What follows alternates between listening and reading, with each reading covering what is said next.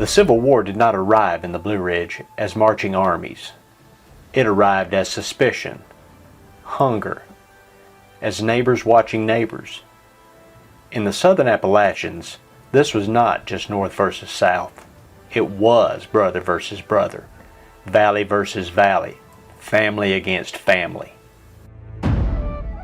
This is Echoes of the Blue Ridge. I'm North Carolina Realtor, Ryan Phillips.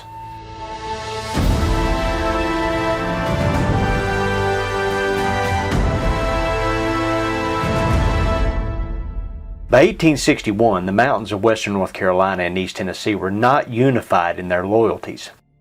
Many Highlanders owned no slaves. Many resented planter elites. When North Carolina seceded, the vote in parts of the mountain region was divided. In Madison County, tempers ran hot even on election day. Liquor flowed, arguments turned violent, a sheriff was shot. Retaliation followed. The war had barely begun, and the mountains were already fracturing.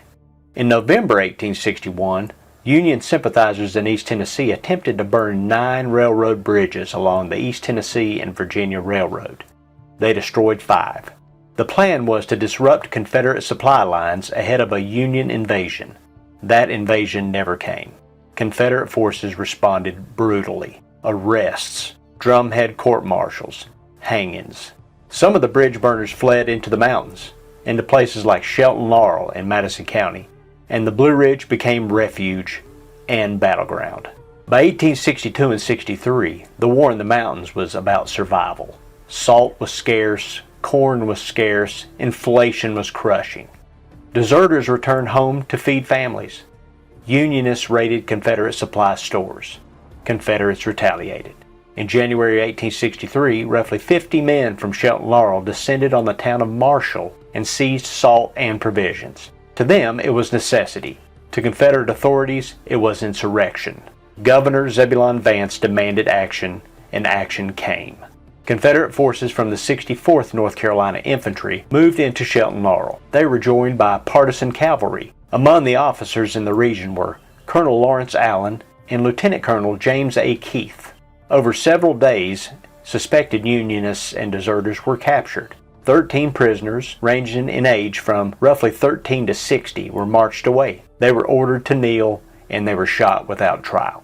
The event became known as the Shelton Laurel Massacre. News spread beyond the mountains into northern newspapers. It became a rallying cry. But even now, more than 150 years later, responsibility remains debated. Was Keith in command? Was Allen present? Were partisan cavalry responsible? Records contradict each other. Investigations were launched. Political rivalries clouded testimony. And the truth sits somewhere between official reports and oral memory.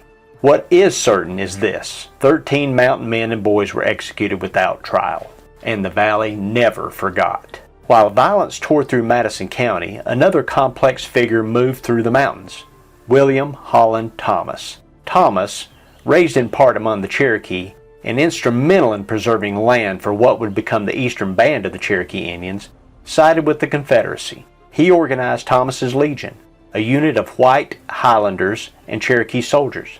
His legion operated in the western North Carolina mountains and in East Tennessee. They were widely feared by Union forces. Late in the war, in May 1865, Thomas's Legion would become the last Confederate unit east of the Mississippi River to surrender.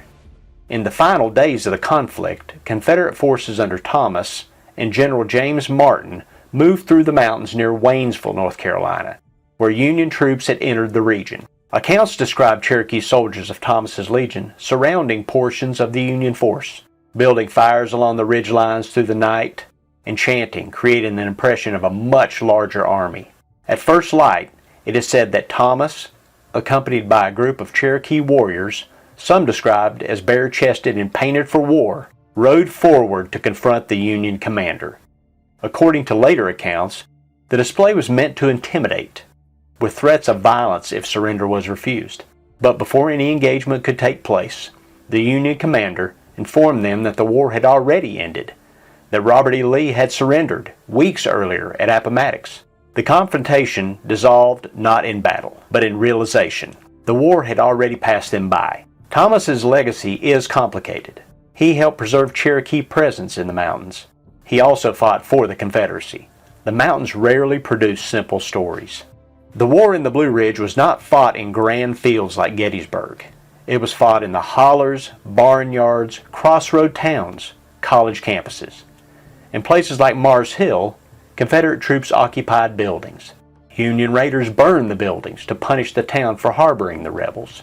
Confederates deserted in droves. Women ran farms alone.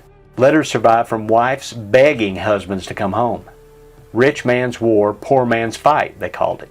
And in 1865, some Confederate soldiers in the mountains simply changed sides, one brother in gray, one in blue. The war was not ideological purity. It was survival. When Lee surrendered in April 1865, fighting in the mountains did not immediately cease. The final surrender in western North Carolina came quietly, but the memory did not. The Shelton Laurel Cemetery still sits in that valley. Descendants still know the names. Bloody Madison became a nickname. In places like Shelton Laurel, Buckner Gap, and the valleys of Madison, Yancey, Buncombe counties, families carried the war home with them. Neighbors who had informed on neighbors, brothers who had worn different uniforms, graves that did not tell the whole story. In the Southern Appalachians, the Civil War was not a distant campaign. It lived next door. The war ended, but its divisions settled in the mountains, and in some cases into legend. The Civil War in the Southern Appalachians was not clean. It was not glorious. It was personal. And perhaps this is why it lingers more deeply here. Because in the mountains, war was never far away. Next time on Echoes of the Blue Ridge, we step into the years after the war, the Reconstruction period, when the mountains began to rebuild, but never fully forgot. Until then, listen carefully. The echoes are still here.